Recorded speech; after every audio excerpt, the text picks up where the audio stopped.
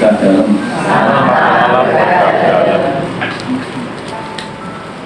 Puji dan syukur kita berikan kepada Tuhan karena kasih, rahmat serta berkatnya untuk kita semua, sehingga dalam kesempatan yang baik malam hari ini kita dapat hadir kembali berkumpul di rumah Ibu Suwarti Suharno untuk memberikan dukungan doa dalam ibadat memulai hari ke-7 Bapak Yohanes Suharno dipanggil Tuhan. Ibadat memulai hari ke-7 akan dipimpin oleh Bapak Anton Darto Saputro. Marilah Bapak Ibu kita siapkan hati untuk mengikuti ibadat memulai hari ke-7 malam hari ini. Waktu sepenuhnya kami serahkan kepada Bapak Anton Darto. Terima kasih. Sebelum kita mulai, kita bagi tugas dulu, minta tolong Pak Al untuk memimpin lagu. Lagunya ada 3, Pak pembuka, antara bacaan dan penutup. Kemudian bacaan pertama kami minta Mbak Dita untuk membacakan. Kemudian setelah doa umat dilanjutkan dengan rosario khusus kita persembahkan kepada arwah Bapak Yohanes Suharno. Nanti dipimpin oleh Bu Groho. Pada saat kita doakan, ya Yesus yang baik, ampunilah dosa kami, selamatkanlah kami dari api neraka, dan hantarkan jiwa-jiwa ke dalam surga, terutama jiwa Bapak Yohanes Suharno yang sangat membutuhkan kerahiman. Begitu? Mari kita awali ibadat 7 hari peringatan arwah dengan nyanyian pembuka. Lagu pembuka halaman 88.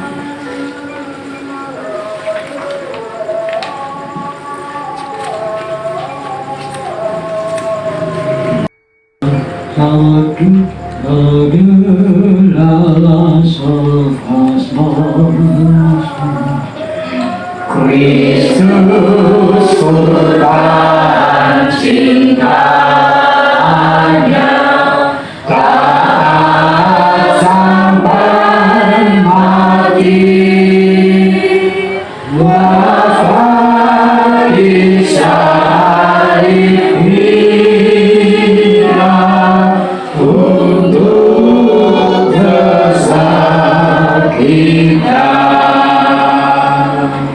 Pada hari ketiga Kristus hidup lagi,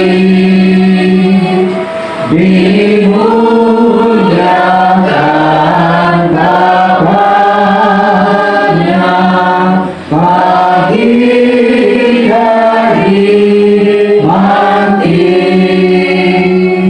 Kematian dikalahkan oleh Kristus Putra Tuhan. Kristus bangkit dan hidup penuh bahagia.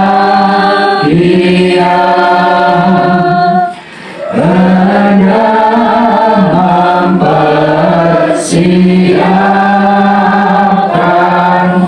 bahagia kita. Kristus akan kembali pada akhir zaman.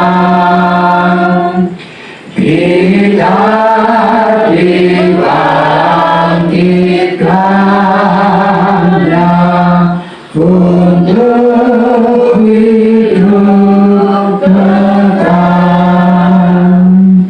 Kematian dikalahkan oleh Kristus Putra Tuhan.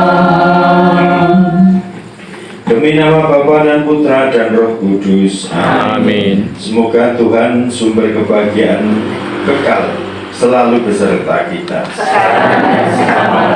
Bapak, Ibu, dan Saudara yang terkasih di dalam Tuhan Yesus Kristus, syukur kepada Allah bahwa hingga hari yang ke-7 ini kita masih diperkenankan bersatu dalam doa bersama keluarga. Selama 7 hari berturut-turut mendoakan saudara kita Bapak Yohanes Suharno dan keluarga yang ditinggalkannya. Mendoakan arwah baik kita tidak dibatasi oleh waktu, entah itu 7 hari, 40 hari, 100 hari, 1000 hari, dan seterusnya. Tetapi setiap kali dapat kita laksanakan. Berdoa bersama selain membawa berkat bagi yang didoakan, juga lebih memperteguh iman kita. Maka marilah kita satukan hati kita di dalam doa ini. Karena seperti sabda Yesus, di mana ada 2 atau lebih orang yang berkumpul atas namaku, aku ada di tengah-tengah mereka. Untuk itu sebelumnya marilah kita hening sejenak, meneliti batin kita agar kita layak menghadapnya. Saya mengaku kepada Allah yang Maha Kuasa dan kepada saudara sekalian bahwa saya telah berdosa dengan pikiran dan perkataan, dengan perbuatan dan kelalaian. Saya berdosa, saya sungguh berdosa. Oleh sebab itu saya mohon supaya mendoakan saya. Semoga Allah yang Maha Kuasa mengasihi kita, mengampuni dosa kita, dan mengantar kita ke hidup yang kekal. Amin. Marilah kita berdoa. Ya Tuhan, Allah Bapa kami yang Maha Bijaksana, Tuhan Yesus pernah bersabda, orang yang mendengarkan ajaranku dan melaksanakannya dapat disamakan dengan seorang bijaksana yang membangun rumahnya di atas batu padas. Bila ada angin bertiup kencang, hujan turun sangat, sungai meluap dan melanda rumah itu tidak akan roboh.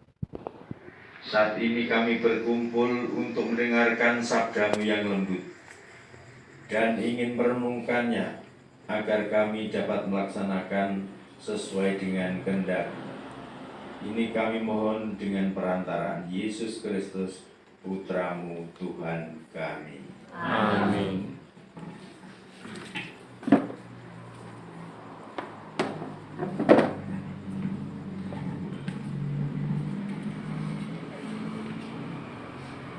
Pembacaan dari surat kedua Rasul Paulus kepada jemaat di Korintus. Karena kami tahu bahwa jika rumah tempat kediaman kita di bumi ini dibongkar, Allah telah menyediakan suatu tempat kediaman di surga. Bagi kita, suatu tempat kediaman yang kekal, yang tidak dibuat oleh tangan manusia. Maka oleh karena itu, hati kami senantiasa tabah, meskipun kami sadar bahwa selama kami mendiami tubuh ini, kami masih jauh dari Tuhan. Sebab hidup kami ini adalah hidup karena percaya, bukan karena melihat. Tetapi hati kami tabah, dan lebih suka kami beralih dari tubuh ini untuk menetap pada Tuhan. Sebab itu juga kami berusaha, baik kami diam di dalam tubuh ini, maupun kami diam di luarnya.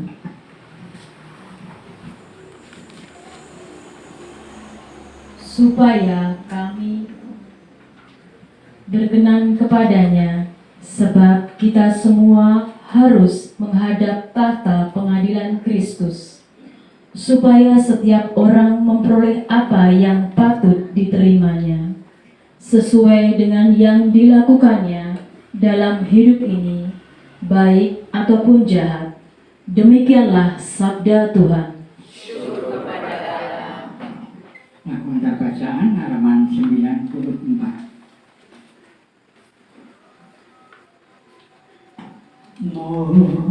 Mohon ampun kami orang berdosa. Mohon ampun kami orang berdosa. Bersama. Kasihanilah kami ya Allah, karena kami sudah bersalah, tak hendak mendengar kata-Mu, tak sudi membalas cinta-Mu. Mohon ampun kami orang berdosa. Bukankah Engkau Allah pemurah, kesabaran-Mu takkan terpunah. Bukankah semua putra-Mu Kau nanti diambang pintu-Mu. Mohon ampun kami orang berdosa. Semoga Tuhan beserta kita. Inilah Injil Yesus Kristus menurut Santo Lukas.